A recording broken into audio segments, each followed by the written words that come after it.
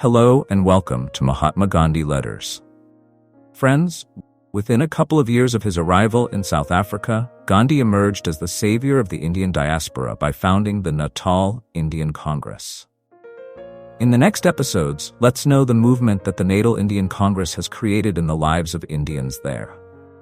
As for today's issue, on the one hand, Gandhi was writing petitions and appeals to the authorities and exerting pressure through influencers on British Empire on behalf of the Congress. Gandhi also presented their pleas and explained India's situation to Sir Joseph Chamberlain, who was a replace of Lord Ripon for Secretary of State for the Colonies, and then to Lord Elgin, Lord Viceroy and Governor-General in India.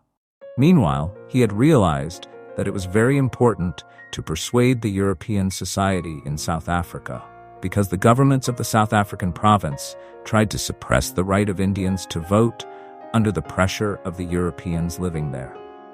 In his earlier open letter, Gandhi had initiated to make them understand the history and glory of India to the officers of the Legislative Assembly. In the same vein, he brought out another important article and distributed among Europeans. The name of this article was The Indian Franchise, an appeal to every Briton in South Africa. Here, Gandhi tried to make Europeans to overcome their inferiority on Indians' success and treat them as fellow beings. This pamphlet, as it says, was distributed in 1895 and printed by T.L. Cullingworth Printer, 40 Field Street, Durban. Dear friends, the article The Indian Franchise, an appeal to every Briton in South Africa, goes like this. The Indian Franchise, an appeal to every Briton in South Africa. Beech Grove, Durban, December 16, 1895. The question of Indian franchise has convulsed the whole colony, indeed the whole of South Africa, so far as the newspapers are concerned. This appeal, therefore, needs no apology. It is an attempt to place before every Briton in South Africa, as shortly as possible, an Indian view of the Indian franchise. Some of the arguments in favor of the disfranchisement of the Indians are: 1. The Indians do not enjoy the franchise in India. 2. The Indian in South Africa represents the lowest class Indian. In fact, he is the scum of India. 3. The Indian does not understand what the franchise is. 4. The Indian should not get the franchise because the native, who is as much a British subject as the Indian, has none. 5. The Indians should be disfranchised in the interests of the native population. 6.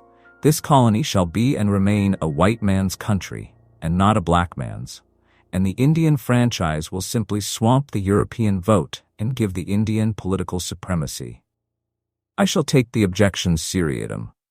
It has been said over and over again that the Indian cannot and must not claim higher privileges than he enjoys in India, and that he has no franchise whatever in India. Now, the Indian in the first place does not claim any higher privileges than he enjoys in India. It should be borne in mind that the government in India is not of the same type as here. Therefore, it is obvious there cannot be any analogy between the two. It might be said in answer to this that the Indians should wait till they get the same kind of government in India. This answer, however, will not do. On the same principle, it can be argued that no man according to Natal could get the franchise unless he enjoyed the franchise in the country he came from, in the same way and under the same circumstances. It is, unless the franchise law of that country was the same as that of Natal. If such a doctrine were to be of universal application, it is easy to see that no one coming from England even could get the franchise in Natal. For the franchise law there is not the same as in Natal. Much less could a man coming from Germany or Russia, where a more or less autocratic government prevails. The only and real test, therefore, is not whether the Indians have the franchise in India, but whether they understand the principle of representative government. But they have the franchise in India, extremely limited, it is true. Nevertheless, it is there. The legislative councils recognize the ability of the Indian to understand and appreciate representative government. They are a standing testimony to the Indian's fitness for representative institutions.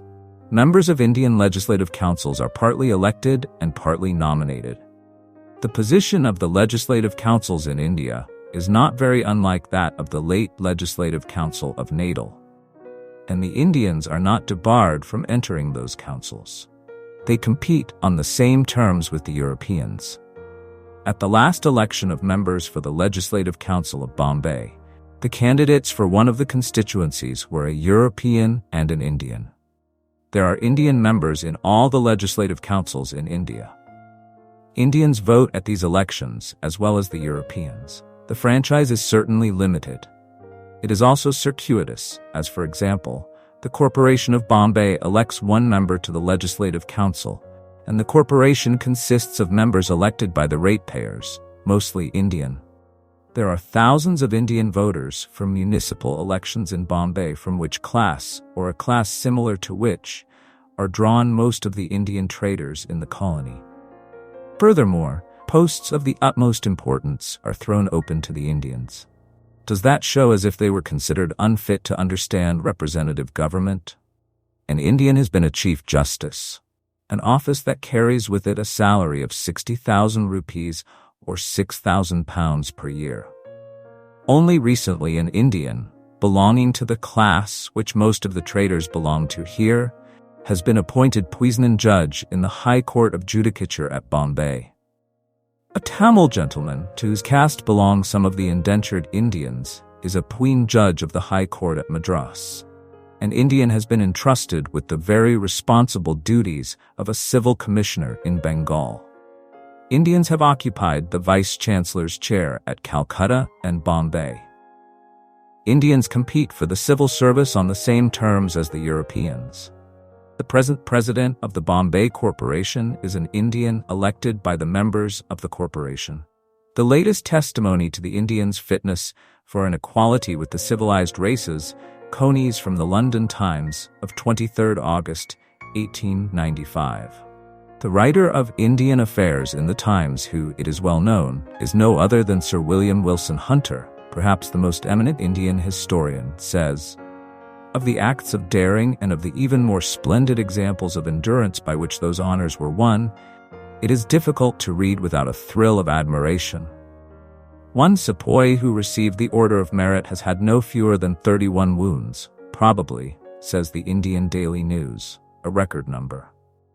Another, shot in the defile where Ross's party was cut up, quietly felt out the bullet in his body, and with both hands forced it, fearless of the agony, to the surface.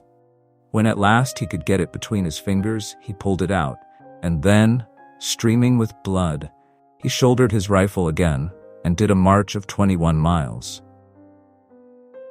But if the gallantry of the native soldiers who obtained recognition stirs within us a pride in having such fellow subjects, the paltry rewards doled forth in cases of equal pluck and steadfastness awaken very different feelings. 2 water carriers of the 4th Bengal Infantry were singled out in the dispatches for the gallantry and devotion exhibited by them during the action at Korug. Indeed, nothing could exceed their magnificent self-devotion to their comrades in that deadly pass. Another man of the same regiment was mentioned for the conspicuous gallantry and devotion exhibited, while with the party which brought the late Captain Baird into Chitral Fort. The truth is that the Indians are earning the right to be regarded as worthy fellow subjects in more ways than one. The battlefield has always formed the shortcut to an honorable equality among races. But the Indians are also proving their title to our respect by the slower and more difficult methods of civil life. There never was a greater experiment made in the constitutional government of dependencies than the expansion of the Indian legislative councils on a partially elective basis 3 years ago.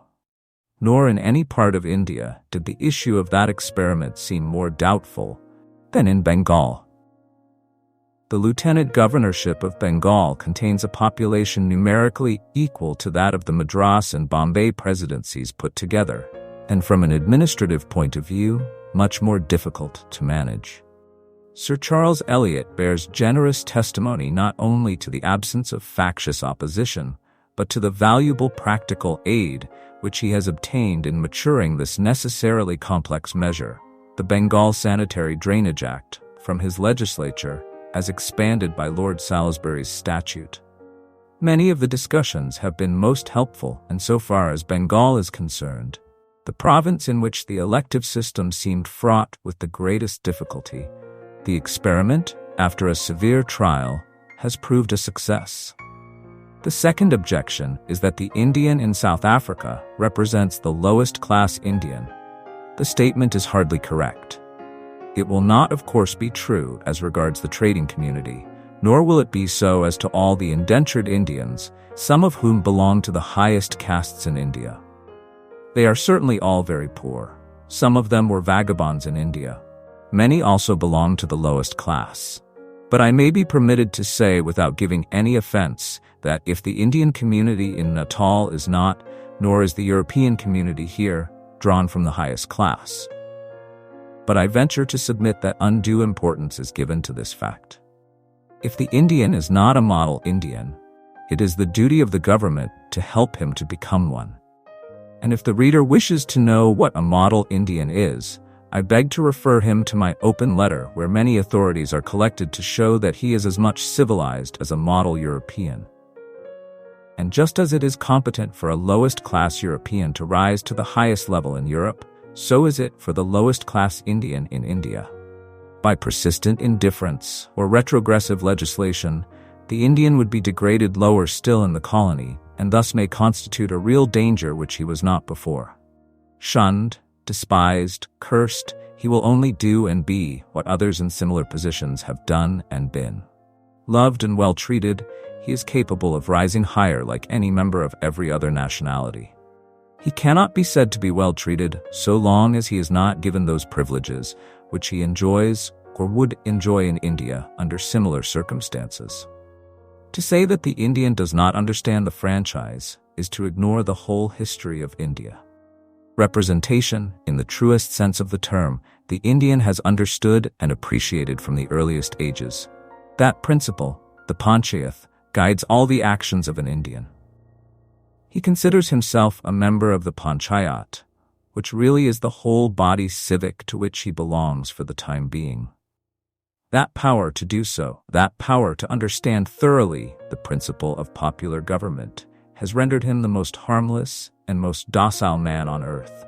Centuries of foreign rule and oppression have failed to make him a dangerous member of society. Wherever he goes, and under whatever conditions he is placed, he bows to the decision of the majority represented by those in authority over him.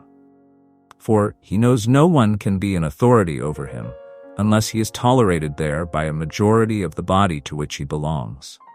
This principle is so ingrained in the Indian heart that even the most despotic princes of the Indian states feel that they are to rule for the people. It is true that they do not all act up to that principle. The causes need not be discussed here, and the most astounding feat is that, even when nominally there is a monarchical government, the Panchayat is the supreme body. The actions of its members are regulated in accordance with the wish of the majority. For authorities to support my contention, I must beg leave to refer the reader to the franchise petition to the Honorable, the Legislative Assembly. The Indian should not get the franchise because the native, who is as much a British subject as the Indian, has none. I have stated this objection as I find it in the papers. It is at variance with the fact that the Indian already enjoys the franchise in Natal. An attempt is now being made to disfranchise him. Without entering into comparisons, I would beg to state what are hard facts. The native franchise is governed by a special law which has been in force for some years. That law does not apply to the Indian. It has not been contended that it should apply to the Indian. The franchise of the Indian in India is not governed by a special law. It applies to all alike. The Indian has his Charter of Liberty, the Proclamation of 1858. The latest argument advanced in favor of disfranchisement is that the Indian franchise would do harm to the native population of the colony. In what way this will happen is not stated at all, but I presume the objectors to the Indian franchise rely upon the stock objection to the Indian on the alleged ground that he supplies liquor to the natives, and this spoils them. Now I venture to submit that the Indian franchise cannot make any difference one way or the other. If the Indians supply liquor, they would not do so to any greater extent because of their vote. The Indian vote can never become sufficiently strong to affect the native policy of the colony, which is not only jealously watched but to a very great extent controlled by the Downing Street authorities. In fact, even the European colonists are powerless against Downing Street in this matter. But let us for a moment look at facts. The analytical table referred to below, showing the position of the Indian voters already on the list, shows that by far the largest number of them are traders who, it is well known, are not only teetotalers themselves, but would like to see liquor banished altogether from the land. And if the voters' list continues to remain so, the effect of that vote, if any, on the native policy will be for the better. But the following extracts from the Indian Immigration Commission, 1885 to 1887, show that the Indians are not worse than the Europeans in this respect. In quoting them, I disclaim any intention to make comparisons, which I have tried to avoid as much as possible. Nor do I wish thereby to excuse my countrymen. No one can regret more than myself to sec any Indian found drunk or supplying liquor to natives. I beg to assure the reader that my only wish is to show that the objection to the Indian vote on that particular ground is merely superficial and does not bear scrutiny. The commissioners, who were specially commissioned, among other things, to report upon the charge against the Indians of drunkenness and crimes resulting therefrom, at pp. 42 and 43, report thus: "We have examined many witnesses on this subject. Their evidence, and such criminal statistics as are forthcoming, fail to convince us that drunkenness and crime resulting therefrom are prevalent amongst Indian immigrants in a greater ratio than amongst other sections of the community, against whom no such restrictive legislation is proposed. We do not doubt that there is much truth in the averment that natives readily obtain ardent liquors through the agency of Indians. We, however, doubt that they are more guilty in this matter than the white people who traffic in liquor. It has been shrewdly observed that the people who make the loudest complaints against the Indian immigrants for selling or disposing of liquor to the natives are the very persons who themselves sell the liquor to natives. Their trade is interfered with, and their profits are lessened by the competition of Indian liquor traffickers. What follows the above is instructive reading, as showing that, in the opinion of the commissioners, the Indians in India are free from the habit of drinking, and that they learn it here. The question how and why they take to liquor in Natal, I leave to the reader to answer. The commissioners at page 83 say as follows: "Although we are convinced that Indians, and especially free Indians in Natal, surrender themselves to the drinking of intoxicating liquor to a greater extent than in their own country, yet we are constrained to record that there is no satisfactory proof before us that the percentage of drunk and disorderly persons is greater amongst them than amongst other races dwelling within the colony." Superintendent Alexander says in his evidence before the commission in page 146, "The Indians are to be considered a necessary evil at present. We cannot do without them as laborers. We can do without them as storekeepers. They are as good as the natives. They have very much improved, but the natives have gone down very much. Nearly all the thefts are now committed by natives. As far as my experience goes, the natives obtain drink from Indians and from everyone else who will supply them. I find some white people as bad as Indians in this way. These are men out of employ, vagrants, who, to gain a sixpence, will supply a native with a bottle of liquor. In the present condition of Natal, I do not think it is possible to substitute a white for an Indian population. I do not think we can. I can deal with 3,000 Indians with the staff that I have, but if there were 3,000 corresponding white British workmen, I could not." At page 149 he says, "I find that people generally suspect coolies of doing everything wrong, stealing fowls, etc. But I find such is not the case. Out of the last 9 cases of fowl stealing, all of which were laid to my corporation night soil coolies, I find that 2 natives and 3 white men have been convicted of stealing these fowls. I would further draw the attention of the readers to the recently issued Native Blue Book. And there they will find that almost all the magistrates are of the opinion that European influences have brought about a change for the worse in the moral character of the natives.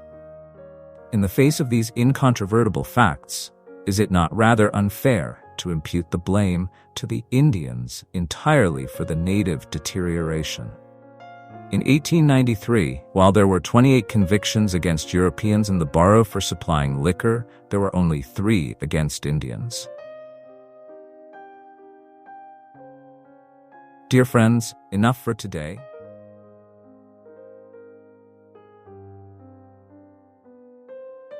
Let's continue this article, An Indian Franchise, an appeal to every Briton in South Africa, in the next episode.